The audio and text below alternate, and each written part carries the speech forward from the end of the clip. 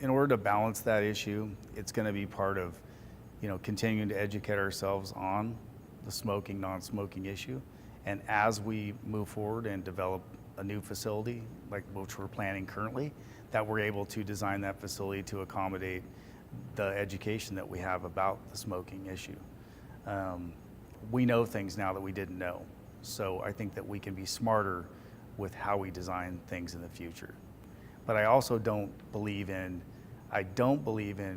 telling everybody that because I don't like smoking, that they have to stop smoking too.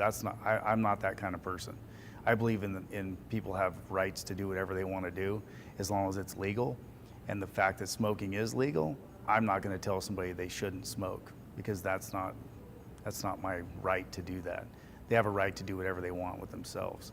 But working in that kind of environment, I want to protect the staff and myself as much as possible. So I would design that facility to ensure that that was taken care of as best possible. I think we knew that secondhand smoke has always been told is bad for you. And so that's why I'm glad that we've implemented with the new equipment, new air exchange equipment, that we've lowered the smoke in the air or particles or whatever may be there, because we do value our employees' health and our members' health who also work here. And it's a conflicting thing. I don't know where the exact tipping point is, but financially we have to look out for our tribe and our tribal members too, because that pays for all our education, health care, housing. And so that part is very important, but also to take care of our employees. That's a hard one to answer. I mean, because when you have people that are unemployed and their only income is the per capita, and if it starts affecting their families, so we have to start thinking about, because they're all really all one big family here. And so it's my cousins and my brothers and sisters or nephews or nieces that are losing money because we're worried about the health value of where we're at. But I think, so you have, it's a double-edged sword, because you don't want your team members getting sick, you don't want your patrons getting sick, but you also want to support the tribe, and so you have to, it's a balancing act all the way around on how you can figure this out. And honestly, I do not have the answer on how to figure that one out. That's a hard one, because you're darned if you do and you're darned if you don't, so it goes back and forth. I think that there's a conflict there due to the employees that back the company, that support the company, that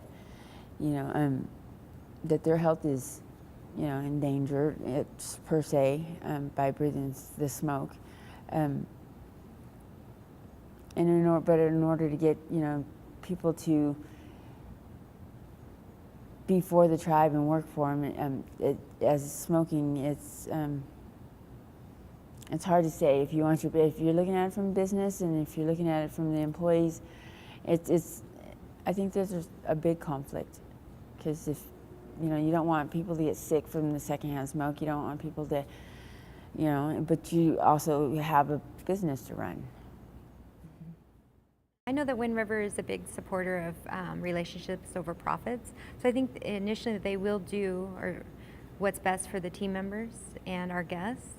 I think, gosh, it's a hard question to answer. I know that the economic development of the tribe is important also, but they do care about relationships. So I know maybe going forward with the new property, they'll do a little bit more to make sure that we stay healthy, I think. That's so hard. I don't know. Because I know that they both are probably equal, our health and our economic growth, but they kind of conflict. I don't have a good answer for that. Sorry.